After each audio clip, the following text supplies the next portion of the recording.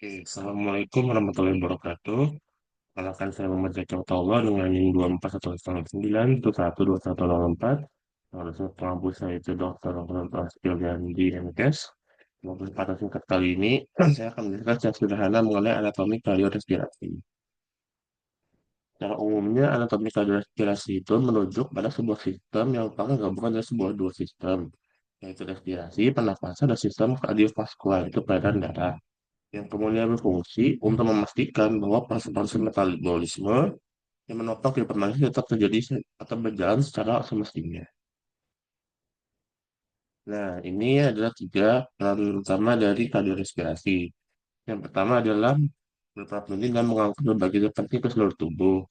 Melalui darah yang dipompa oleh jantung, oksigen dari paru-paru didistribusikan ke jaringan tubuh, sedangkan karbon dioksida dari jaringan dibawa kembali ke paru-paru. Dan itu juga terjadi pertukaran gas, yang dimana memastikan bahwa O2 masuk ke dalam darah hingga tersedia untuk metabolisme, sehingga lalu mengeluarkan CO2 untuk sebagai hasil metabolismenya. Lalu mengadakan kekebalan sistem imun seperti sel darah putih antibodi yang berperan penting dalam melawan infeksi dan menjaga tubuh dari serangan patogen.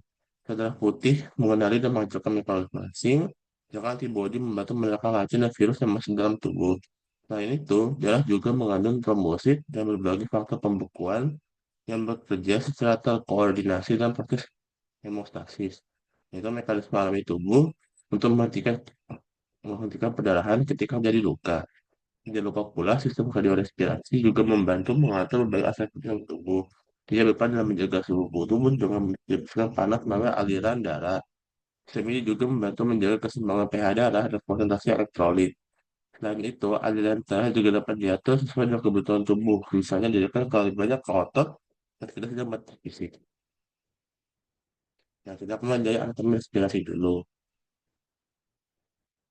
Ini pembagian anatomi respirasi secara umumnya saja, yaitu ada bagian upper, bagian atas, dan juga bagian lower.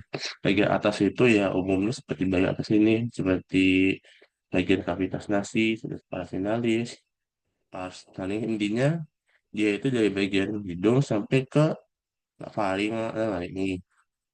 Nah, untuk bagian bawah itu ada lower tract respiratory atau mungkin pernapasan bagian bawah. Kadang laring ini juga bisa masuk ke atas atau masuk ke bawah, tapi umumnya dia masuk ke bagian atas. Di bagian bawah ini ada trakea, pulmo, dan sebenarnya juga bagian bronkus ini juga termasuk. Mungkin begitu. Nah, ini kita akan mulai dari sinus parafinalis. Beberapa struktur yang di highlight di sini tuh adalah empat bagian utama yaitu sinus frontalis di dahi, sinus ethmoidalis di depan di antara mata, sinus sphenoidalis di belakang ethmoid, dan sinus maxillaris di bagian pipi.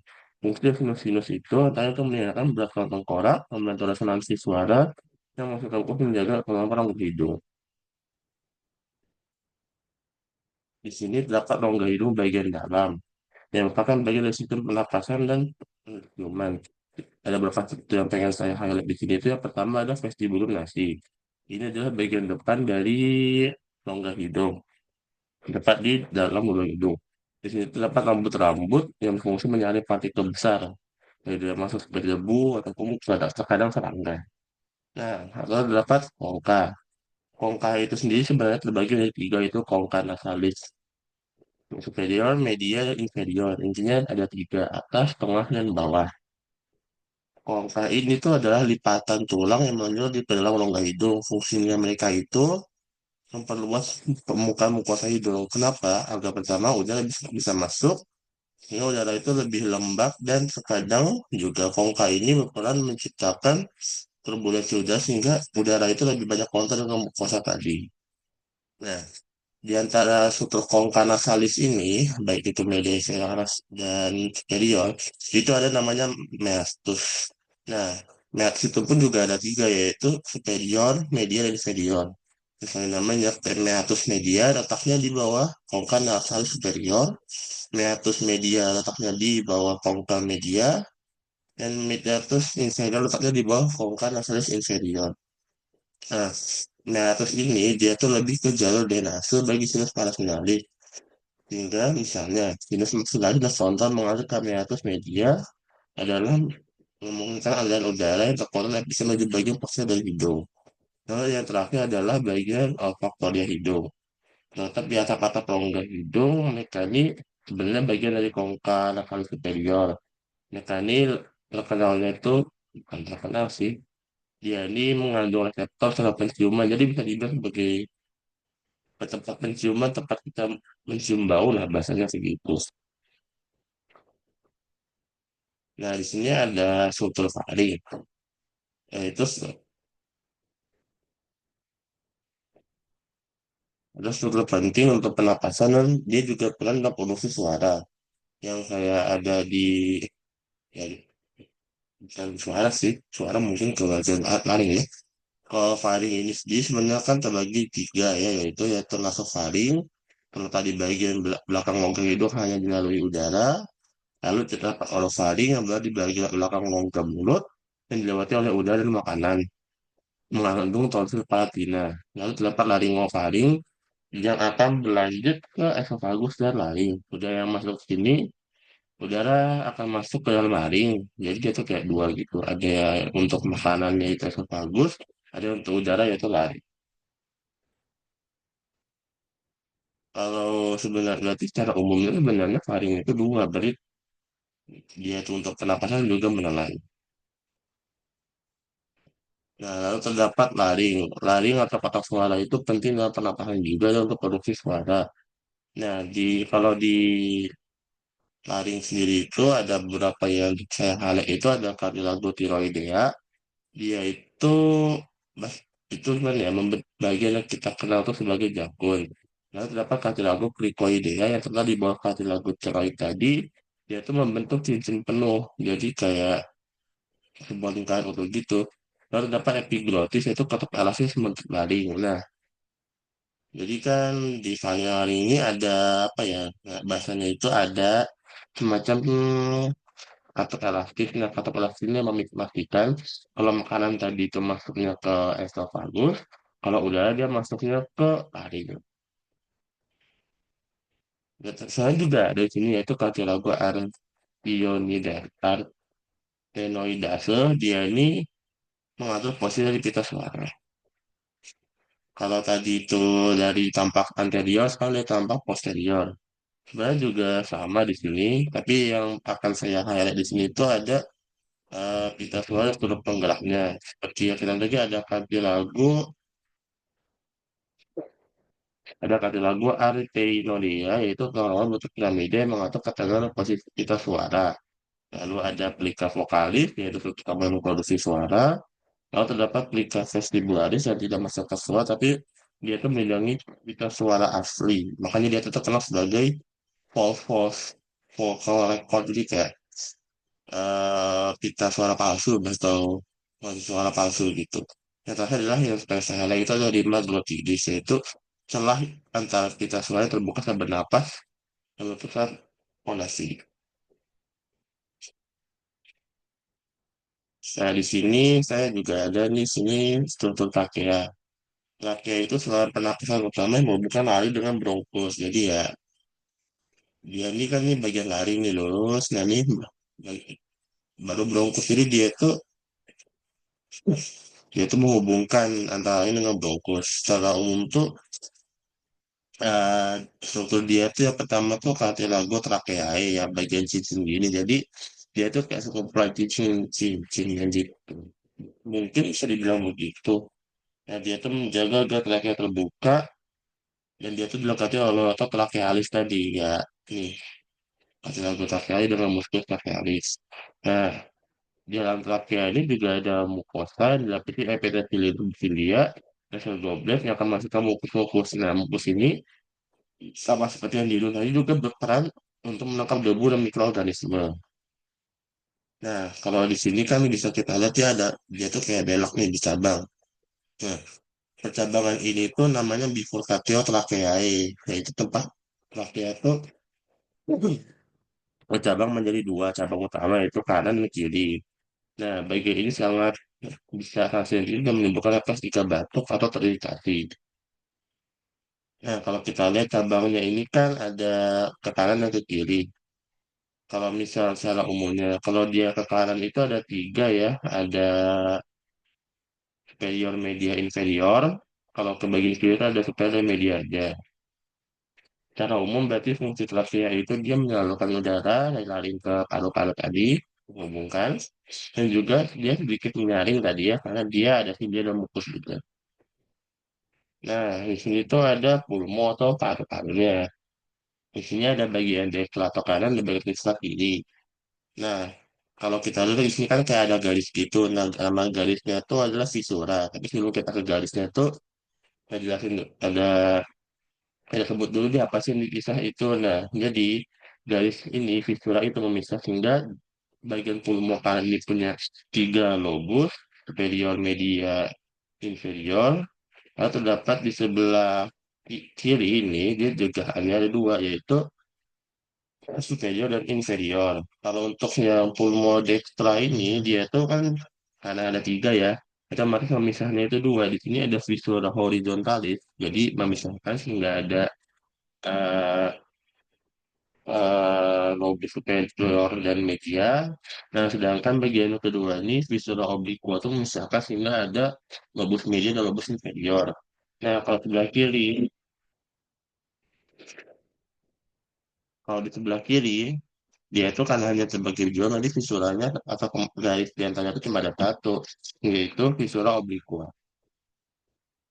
Nah, itu saja untuk anatomi respirasi. Sekarang kita lanjut ke anatomi kardiovaskular. Nah, secara sederhananya jantung itu kan ada lapisannya. Lapisan paling luarnya itu ada namanya tuh epikardium. Nah, setelah epikardium itu ada epikardium. Dia tuh bagi dua, ada epikardium parietal dan epikardium visceralis. Baru dia akan masuk ke bagian dalam yaitu miokardium dan endokardium. Juga ada sebenarnya tuh kayak cairan atau celah di masing. Nah, ini adalah ruang-ruang dari jantung tersebut. Ada ya aorta, ada pulmonalis, ada pulmonalis atrium kiri dan kanan, katup, AV, kiri, katup aorta, korda renae, ventricle, septum, ventricle, vena kanan, atrium kanan, katup pulmonalis, vena cava. Jadi ini adalah inti ruang-ruang dari jantung dan beberapa katupnya. Nah, cara sederhananya alur pemompaan darah itu tuh darah itu akan masuk dari tubuh ke dalam jantung ini bisa lewat vena cava superior atau vena cava inferior. Nah, dia tuh akan masuknya tuh ke atrium kanan. Nah, dari atrium kanan dia mengalir ke ventrikel kanan melalui capillary speed yang akan mencegah darah kembali ke atrium kanan. Nah, saat berada di ventrikel kanan ini, dia akan membuka katup pulmonal hingga darah itu masuk ke area pulmonalis sehingga dapatkan oksigen. Setelah menerima oksigen dari paru-paru, darah yang tidak oksigen itu melalui vena pulmonalis menuju atrium kiri. Dari atrium kiri dia akan mengalir ke ventrikel kiri yang akan jadi dari ventrikel kiri itu atrium kiri baru ventrikel kiri. Nah, setelah dia masuk ke ventrikel kiri itu dia nggak mungkin balik ke atrium kiri lagi. Nah, dari ventrikel kiri ini berkontraksi, maka darah itu akan dialirkan ke seluruh tubuh melalui katup aorta atau melalui aorta. Saya tidak ada, mohon maaf kalau ada salahnya. Nah, di sini ada kalau secara dan itu secara anterior posterior dia ada beberapa struktur tadi, ada vena cava superior, ada di sini ada juga carotis communis, sinistra. Di sini ada juga beberapa pembuluh darah seperti ventriculus sinistra dan ventriculus dextra. Juga ada atrium dextrum, conus arteriosus, auricula dextra dan sebagainya. Di sini juga ada sebenarnya dari posteriornya, tadi anteriornya. Juga ada beberapa struktur yang sama seperti atrium sinistrum. Ada juga di sini ada arcus aorta, juga ada aorta ascendens dan descendens. Di sini juga sama. Kalau di sini kalau tadi itu anterior posterior dari dexter sinistra. Beberapa yang saya highlight itu ya ada vena cava superior, vena cava inferior, habis itu juga terdapat fava dan sebagainya. Nah, ini akan ada di slide berikutnya. Ini juga sama. Dia tuh dari sisi kiri. Nah, untuk inovasi di sini itu, ini ada inovasi tubuh secara keseluruhan sebenarnya. Cuma yang pengen saya highlight beberapa tuh ada yang berhubungan sama vaskularisasi banget itu, ada arteri pulmonalis yang mengalirkan darah terdeoksigenasi dari ventrikel kanan ke paru-paru untuk dioksigenasi. Lalu terdapat arteri karotid yang menyuplai darah ke jantung itu sendiri. Arteri koroner kiri dan kanan ini mendistribusikan darah ke jantung untuk menjaga fungsinya. Lalu terdapat juga arteri femoral yang menyuplai darah ke kaki lepas. Lalu terdapat arteri radialis dan ulnaris yang menyuplai darah ke lengan bawah.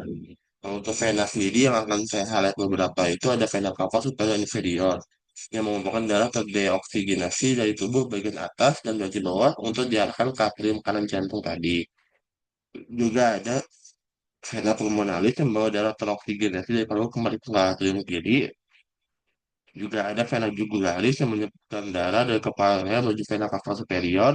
Juga ada vena femoral yang membawa darah terdeoksigenasi dari tungkai bawah menuju vena cava inferior. Nah, untuk katup jantung itu ada empat ya. Ada katup pulmonalis, katup aorta, atrius ventricular dextra atau tricuspid, dan sinistra itu mitralis. Nah, di dalamnya itu ada pembagiannya lagi. Ada valvula semilaris dextra, semilaris anterior, semilaris sinistra untuk kunci pulmonalis atau katup pulmonal. Kalau untuk katup aorta ada semilaris sinistra, semilaris dextra, dan semilaris posterior. Kalau untuk katup mitral ada cuspis sinistra, sinistra, cuspis posterior, anterior, dan nexa. Lalu di bagian sini ada posterior, anterior, dan septalis. Nah, untuk klinis ini beberapa yang akan mungkin saya jelaskan itu ada untuk inspirasi ada tiga ya, chest drain insertion, habis itu epistaxis, dan yang terakhir itu adalah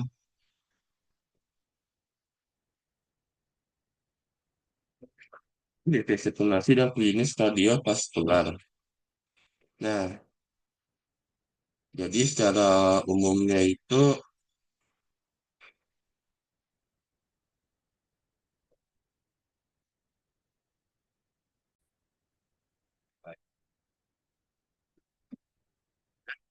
umumnya di sini ada klasifikasi yang akan saya harap itu ada chest drain insertion, epistaxis, deviasi septumnasi atau untuk klinis kardiovaskular atau kardiovaskular dan tentu jantung. Teknik insertion itu ada prosedur medis untuk memasukkan selang ke dalam rongga pleura, rongga antara paru-paru dan dada, dengan tujuan melakukan udara, cairan, atau darah yang dari rongga tersebut. Jadi biasanya tes drain ini dilakukan apabila di dalam rongga pleura itu ada sebuah abnormalitas dalam bentuk antara udara, cairan, bisa berupa darah, bisa juga berupa nanah. Nah, beberapa namanya itu ada pneumotoraks, yaitu dari rongga pleura, ada pneumotoraks, yaitu darah di rongga tadi, juga ada emphysema, yaitu infeksi darah di rongga. Nah, cara kerjanya seperti yang digambar ini, nanti itu ada semacam selang yang dimasukkan ke rongga pleura, disambungkan ke sistem drainase atau sistem yang nyedot gitu, jadi memberikan tekanan, jadi biasanya itu dia keluar. Lalu terdapat epistaxis. Epistaxis adalah perdarahan yang berasal dari rongga hidung akibat pecahnya pembuluh darah di mukosa hidung. Perdarahan ini dapat bersifat ringan atau berat tergantung pada lokasi dan penyebabnya. Demikian epistaxis bersumber dari proses kis lebah di bagian terasap pembuluh hidung, epistaxis anterior, namun dalam kasus yang lebih serius, perdarahan bisa berasal dari bagian posterior rongga hidung, seperti arteri venopalatina epistaxis posterior. Mungkin epistaxis ini kita lebih familiarnya sama namanya itu mimisan. Dan mimisan itu juga bisanya banyak penyebabnya, bisa karena kita mengores hidung atau cedera sabit kecelakaan, bisa juga karena infeksi saluran nafas. Namun juga kadang tuh mimisan itu juga, atau epistaxis ini bisa juga disebabkan oleh hal cukup severe atau cukup parah seperti hepatitis atau gangguan pembekuan darah. Lalu terdapat di sini deviasi septum nasi. Deviasi septum nasi adalah kondisi ketika septum nasi atau dinding yang memisahkan lubang hidung kiri dan kanan itu bergeser dari posisi rongga di tengah menjadi ke arah salah satunya, bisa kiri bisa kanan. Kondisi itu bikin salah satu rongga itu jadi lebih sempit yang mengurangi udara dan menimbulkan berbagai gejala. Itu yang namanya deviasi, berarti ya dia tidak beri tepat seharusnya atau mendeviat. Nah, dalam konteks ini tuh ya dinding di tengah-tengah ini kan normal nih, dia tuh kayaknya ini dia tuh bisa lebih condong ke kiri condong ke kanan, tidak terlalu itu, tapi yang intinya jadi akibatnya adalah ya nggak merata gitu loh. Jadinya kiri dan kanan itu mereka mendapatkan proporsi udara yang sama. Nah, deviasi ini bisa berbawaan lahir, bisa juga karena proses cedera atau trauma atau kecelakaan. Umumnya dia ini karena bahasanya dia nggak seimbang ya kiri kanannya tuh, dia juga berhubung sama kita tadi karena dia juga bisa meningkatkan resiko mimisan atau efek aktif. Selain itu, orang yang memiliki deviasi septum ini sinusnya tuh bisa lebih rentan mengalami infeksi. Nah, itu untuk jadi respirasi untuk kardiovaskular. Yang ingin saya highlight itu adalah di antaranya itu teknologi Avalot. Teknologi Avalot itu adalah kelainan jantung bawaan yang terdiri dari 4 kelainan struktur utama yang bersamaan. Nah, mereka ini mengalirkan darah dari jantung ke paru-paru dan menyebabkan pempompaan darah kaya dan miskin oksigen ke dalam sirkulasi sistemik. Keempat komponen teknologi Avalot itu intinya ada ventricular septal defect, yang dimana lubang pada sekar atau septum ini tuh dia tuh menyempit bisa ventrikel kanannya atau ventrikel kirinya. Nah, penyempitannya itu yang mengganggu. Terus dapat pulmonary stenosis. Oh, sorry, maaf, maaf. Untuk ventricular septal defect itu lubang pada sekatnya, sorry, gua maaf sebelumnya. Kalau pulmonary stenosis baru penyempitan katup atau pulmonary alisnya, sehingga aliran darah ke paru berkurang. Terus dapat overreading aorta, yaitu aorta bergeser ke kanan, baru di atas tadi, di atas ventricular septal defect, sehingga lima darah di kedua artikel. Jadi harusnya dia menerima darah yang eh, oksigen enggak, jadi memang kedua-duanya sehingga kadar oksigen itu tidak penuh. Dan masih ada like ventricular hipertrophy di mana terjadi penebalan pada otot ventrikel kanan karena yang harus memompa lebih kuat melawan dari stenosis pulmonal tadi. Jadi mereka ini tuh saling berubah satu sama lain. Yang terakhir adalah penyakit gagal jantung. Gagal jantung itu kondisi ketika jantung itu tidak mampu memompa darah secara efektif untuk memenuhi kebutuhan oksigen dan nutrisi tubuh. Nah, gagal jantung itu bukan berarti dia tidak berarti sama sekali, namun fungsinya yang harusnya terjadi itu melemah atau terganggu. Fungsi yang dimaksud itu antara lain yang memompa ya, seperti bahasanya itu dia tuh memompanya terganggu atau mungkin terimanya terganggu itu termasuk sebagai gagal jantung. Nah, gagal jantung itu bisa terjadi pada berbagai hal, bisa jadi karena hipertensi, infark miokard, dan penyakit pada katupnya. Apa sih gejala-gejala gagal jantung itu antara lain seperti sesak napas dan edema. Yaitu orang bisa lapa-lapa dan kakinya tuh cenderung bengkak karena peredaran darahnya tidak efektif. Dia juga lebih mudah lelah dan dia tuh lebih cenderung lebih mudah susah beraktivitas secara umumnya. Sekian dari saya sebelumnya, mohon maaf apabila penjelasan saya banyak yang salah atau mungkin kurang bisa dipahami. Sebelumnya terima kasih. Assalamualaikum warahmatullahi wabarakatuh.